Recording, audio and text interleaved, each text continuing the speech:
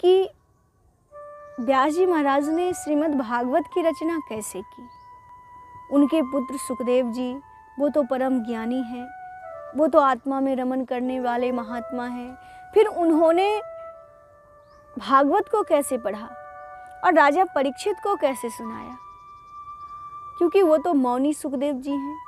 फिर मौनी सुखदेव जी को भागवत में रुचि कैसे हो गई, मुझे बड़ा आश्चर्य हो रहा है। फिर राजा परीक्षित अनशन व्रत लेके गंगा के तीर पर बैठ गए। इन सब कथाओं को आप हमें सुनाइए। तब सुनाने लगे। कहते हैं कि सबसे पहले व्यास जी महाराज ने भागवत को कैसे लिखा, ये सुनिए। उसके पश्चात सुखदेव जी के जन्म की कथा, फिर राजा परीक्षित के बारे में हम लोग चर्चा करेंगे। कथा शुरू करते हैं और कहते हैं कि एक समय की बात है, व्यास जी महाराज का अपना एक आश्रम है सरस्वती नदी के तट पर, जिसका नाम है सम्याप्रास। तो सम्याप्रास नामक आश्रम में व्यास जी बैठे थे और उस समय व्यास जी ने मन में विचारा कि समाज के लोग धर्म से दूर हो गए हैं और स्त्रियां तो और ज़्यादा दूर हो गई हैं, तो इनका कल्याण कैसे हो। इसलिए व्यास जी ने उस समय वेद के 4 भाग कर दिए। 4 भाग करने के बाद महाभारत इतिहास की रचना की। लेकिन इतना कुछ करने के बाद भी उन्हें संतुष्टि नहीं हुई, शांति नहीं हुई।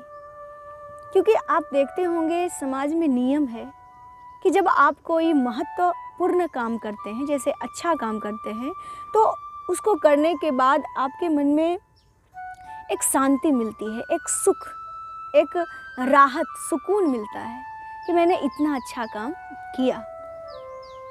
और नियम भी है, जैसे कोई भूखे आदमी हो और आप उनको खाना खिलाइए, तो उसको खिलाने के बाद आपके हृदय में एक अजीब सी खुशी होगी, एक अजीब सी शांति होगी कि मैंने अपने द्वारा उसको संतुष्ट किया। तो अच्छा काम करने के बाद अंदर में, आत्मा में सुख मिलता है। लेकिन व्यास जी ने महाभारत भी लिख दिया, फिर भी उनको उतना आनंद नहीं हुआ, उतना सुख नहीं हुआ जितना होना चाहिए था। और व्यास जी महाराज सोचने लगे कि आखिर ऐसा क्यों हो रहा है। तो ऐसे ही आश्रम में एक दिन बैठे थे। उस समय नारद जी आए। नारद जी ने, व्यास जी ने नारद जी को देखा, दोनों ने एक दूसरे को दंडवत किया। फिर नारद जी को आसन दिए, नारद जी बैठे। नारद जी ने हाल चाल पूछा। नारद जी ने कहा, व्यास जी आप अपने कर्मों से संतुष्ट तो हैं ना, क्योंकि आपने तो इतना बड़ा विशाल ग्रंथ महाभारत की रचना की है जो बहुत ही दिव्य है। व्यास जी ने कहा कि नारद जी आप तो सब कुछ जानते हैं, त्रिकालदर्शी हैं। महाभारत की रचना के बाद भी मुझे उतनी संतुष्टि नहीं हो रही जितनी होनी चाहिए। लोगों का कल्याण जितना होना चाहिए उतना नहीं हो पा रहा है। मैं बहुत ही असंतुष्ट हूँ और मेरे असंतोष का क्या कारण है, आप मुझे बताइए। नारद जी महाराज तो बहुत ज्ञानी हैं, तुरंत समझ गए। नारद जी ने कहा, व्यास जी आपने इतना ग्रंथ तो लिखा, लेकिन मैं ऐसा मानता हूँ कि तद्वाग विसर्गो जनताघ विप्लवो यस्मिन् प्रतिश्लोकमवद्धव्यतपि नामान्यनतस्य यशोऽङ्कितानि यः शृण्वन्ति गायन्ति गृह्णन्ति साधवः। मैं ऐसा मानता हूँ कि वो शास्त्र या ज्ञान अधूरा है जिनके हर श्लोक में भगवान का मधुर नाम न हो। जैसे कोई बहुत सुंदर लच्छेदार भाषा में कविता लिखे, भाषण लिखे, गीत लिखे, और अगर उसमें भगवान का नाम नहीं है तो वो संतों के सभा में गाने योग्य नहीं होता। और अगर कोई कम शब्द भी लिखे, सीधा सरल शब्द भी लिखे, छोटा छोटा शब्द भी लिखे, लेकिन अगर उसमें भगवान के मंगलमय नाम है तो वो संतों के सभा में सुना जाता है, गाया जाता है, कहा जाता है। आपने महाभारत की तो रचना कर दी, लेकिन भगवान के लीला का उस तरह से वर्णन नहीं किया जिससे भगवान प्रसन्न हो जाएं। और जब तक भगवान प्रसन्न नहीं होते तो जीव का शास्त्र या ज्ञान अधूरा होता है। हे व्यास जी, आप अगर भगवान को संतुष्ट करने वाला ग्रंथ लिखेंगे तब आप संतुष्ट हो जाइएगा। सो आप एक काम करिए, आप भगवान के मंगलमय चरित्र का वर्णन करिए, भगवान के गुण समूह का वर्णन करिए, तब आपको संतुष्टि जरूर मिलेगी। और आप मुझे देखिए, मैं जो इस रूप में आपको दिख रहा हूँ, वास्तव में मैं ऐसा नहीं था। मैं जो हरि कीर्तन करते हुए समस्त संसार में विचरण करता हूँ, ये ऐसे नहीं हुआ।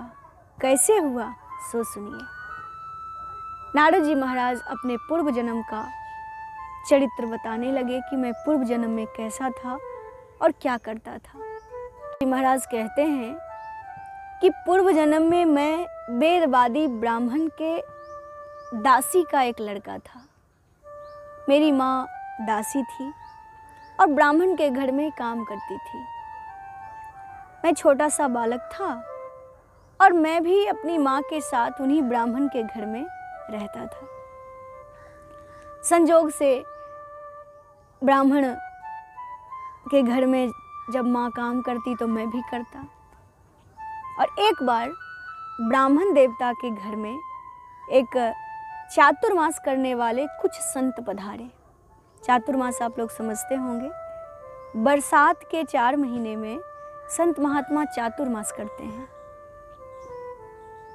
जैसे आषाढ़ के शुक्ल पक्ष के एकादशी के दिन शुरू होगा और आषाढ़, सावन, भादो, आश्विन, कार्तिक के शुक्ल पक्ष के एकादशी, मतलब आषाढ़ के शुक्ल पक्ष के एकादशी से कार्तिक के शुक्ल पक्ष के एकादशी के बीच में का जो 4 महीना है, इन 4 महीनों में संत महात्मा चातुर्मास करते हैं। क्योंकि संत महात्मा सोचते हैं कि बरसात में कहाँ जाएंगे। वैसे तो सब जगह जंगलों में घूमते रहते हैं, तीर्थों में दर्शन करने के लिए घूमते हैं, लेकिन बरसात में घूमना थोड़ा कठिन होता है।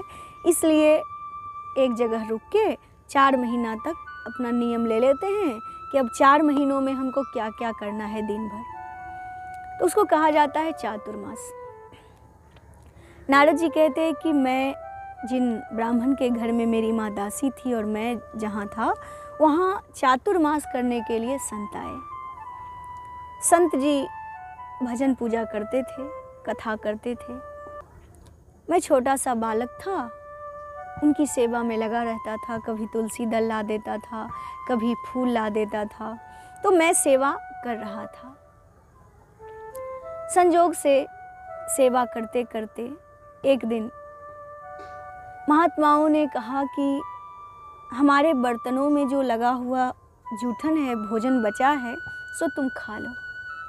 तो मैं संत महात्माओं का जूठा खा लेता था और उनके शीत प्रसादी, संत के जूठन को शीत प्रसादी कहते हैं, तो उनके उसको खाने के बाद मेरे हृदय में भगवान की भक्ति धीरे धीरे उतरने लगी।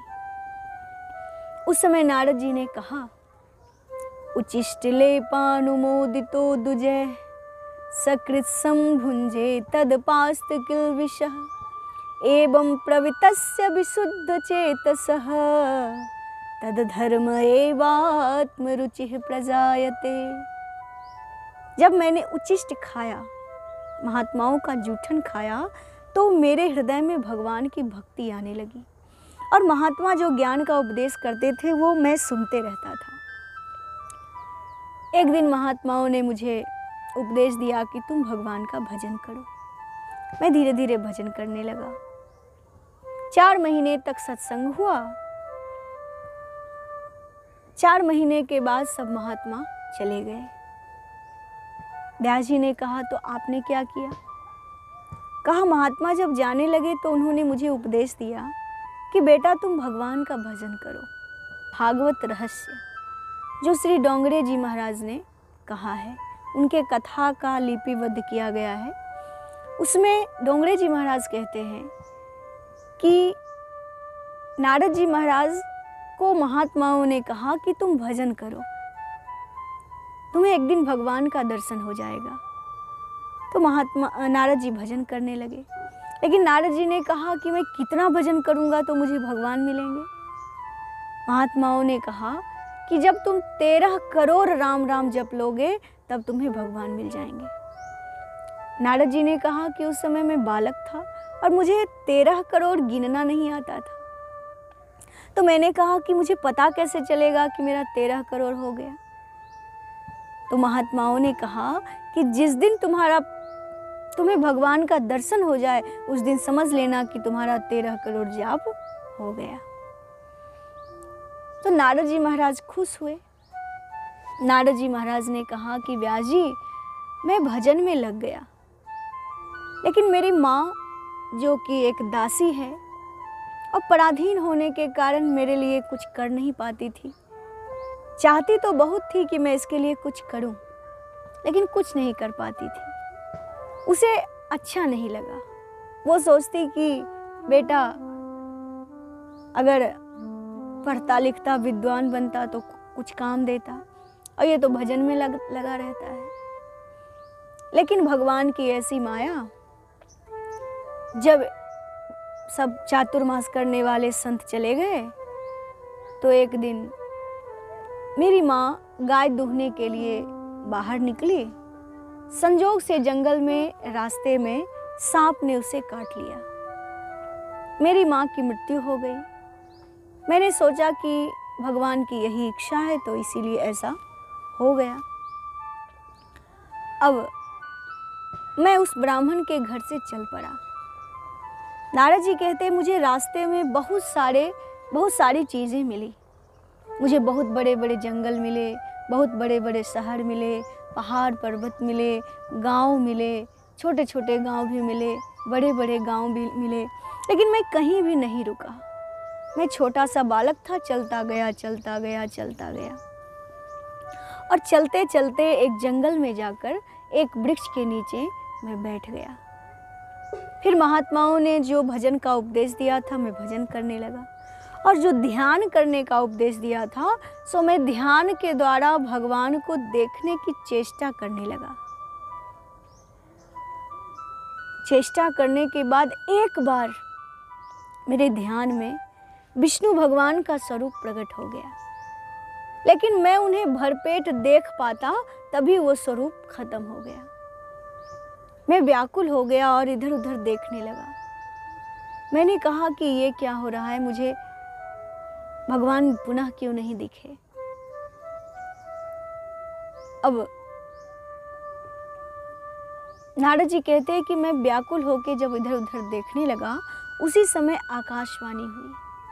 भगवान ने मुझसे कहा, हंतास्मिन् जनमणि भवान् माम द्रष्टुमिहार्हति अभिपक्व कसायानाम दुर्दशोहम कुयोगिनाम। हे निष्पाप बालक, मुझे पाने के लिए ही तुम्हारे हृदय में मैंने एक बार अपना दर्शन कराया, मुझे पाने की लालसा उत्पन्न करने के लिए।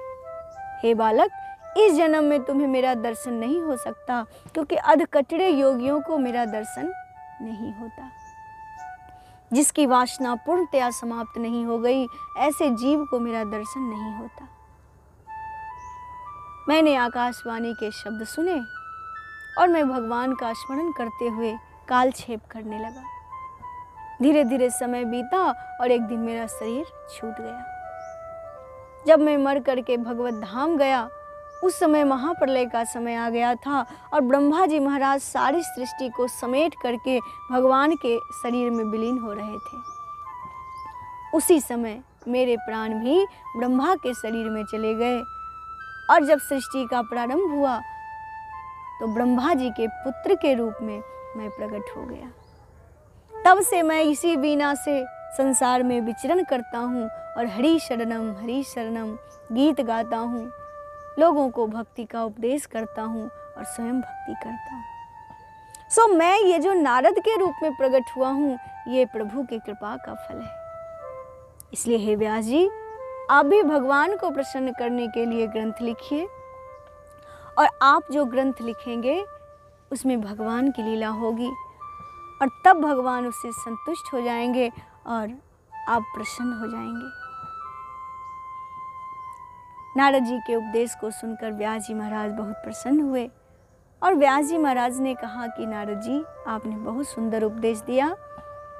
दोनों एक दूसरे का सत्कार किए, फिर दंडवत करके नारद जी चले गए। तभी व्यास जी महाराज ने लिखना प्रारंभ किया। कहते हैं व्यास जी महाराज ने महाभारत जब लिखा था, उस समय व्यास जी बहुत बुजुर्ग हो गए थे, और महाभारत के बाद भागवत लिखा गया। तो उस समय व्यास जी महाराज किस तरह से भागवत लिखे, सो सुनिए। व्यास जी महाराज ने गणेश जी का स्मरण किया और गणेश जी से कहा कि मैं बुजुर्ग हो गया हूँ और आप हमारे ग्रंथ को लिख दीजिए। गणेश जी ने कहा कि ठीक है, लिख देंगे, आप बोलिए। तो व्यास जी महाराज बोलते थे और गणेश जी लिखते थे। लेकिन गणेश भगवान ने कहा कि मैं लिख तो दूंगा, लेकिन आप रुकेंगे नहीं, आप लगातार बोलते जाएंगे। व्यास जी ने सोचा कि लगातार बोलते जाएंगे, गणेश जी तो देवता हैं, शंकर जी के पुत्र हैं, और मैं तो धरती पर हूँ मनुष्य के रूप में, तो मुझे तो क्रियाक्रम आदि करने पड़ेंगे अपने शरीर के लिए। तो व्यास जी ने कहा कि हे गणेश जी, मैं लगातार तो बोलता जाऊंगा, लेकिन जो श्लोक अशुद्ध हो जाएगा, उसमें अगर शब्द गलत होंगे, तो आप विचार करके उसको सही करिएगा, तब लिखिएगा। तब गणेश जी कहे कि ठीक है। और इस तरह से व्यास जी महाराज श्लोक बोलते जाते थे और गणेश जी लिखते जाते थे। जब गणेश जी महाराज लगातार लिखते गए और व्यास जी को क्रियाक्रम करने जाना रहता था, तो व्यास जी महाराज जानबूझ के एक श्लोक अशुद्ध बोल देते थे, और जैसे श्लोक अशुद्ध बोलते, गणेश जी सुधारने लगते, और जितना देर में गणेश जी सुधारते, उतना देर में व्यास जी अपना कार्य करके आ जाते। तो इस तरह से श्रीमद् भागवत महापुराण लिखा गया। अब ग्रंथ तो बन गया, लेकिन अब विचार होने लगा कि ग्रंथ तो बन गया, लेकिन उसका कोई प्रचार करने वाला होना चाहिए, क्योंकि कोई ग्रंथ लिख दिया गया और अगर लोगों के सामने नहीं जाएगा तो लोगों को पता कैसे चलेगा इसकी क्या महिमा है, इसको सुनने से क्या होगा, पढ़ने से क्या होगा। लेकिन एक बात है, भागवत कथा का जो प्रचार करने वाला हो, उसको ज्ञानी भी होना चाहिए, वैरागी भी होना चाहिए और भक्त भी होना चाहिए। क्योंकि अगर केवल ज्ञानी रहेगा तो वो वैराग और भक्ति को गलत कहेगा, अगर भक्त रहेगा तो केवल ज्ञान वैराग को गलत कहेगा, और अगर वैरागी रहेगा तो ज्ञान और भक्ति को गलत कहेगा। तो इसलिए तीनों होना चाहिए, ज्ञानी भी, वैरागी भी और भक्त भी। व्यास जी सोचने लगे कि अब कौन हमें हमारे ग्रंथ को लोगों को सुनाएगा। तब व्यास जी महाराज और उनकी पत्नी सोचने लगे कि हमें एक पुत्र होता तो बड़ा अच्छा होता। इसलिए पुत्र की प्राप्ति के लिए व्यास जी ने शंकर भगवान की आराधना की, जबकि व्यास जी हैं विष्णु भगवान के अवतार, सर्वसमर्थ हैं। लेकिन संसार में उन्होंने नियम बनाया है कि जिसको पुत्र चाहिए वो शंकर भगवान की आराधना करे तो पुत्र होगा। तो इसलिए उस नियम का पालन करने के लिए व्यास जी ने स्वयं शंकर भगवान की आराधना की और शिव जी के आशीर्वाद से उन्हें पुत्र की प्राप्ति हुई। कैसे हुई, इसकी चर्चा हम लोग करते हैं, बहुत सुंदर है, फिर करेंगे। तब तक के लिए जय सिया राम।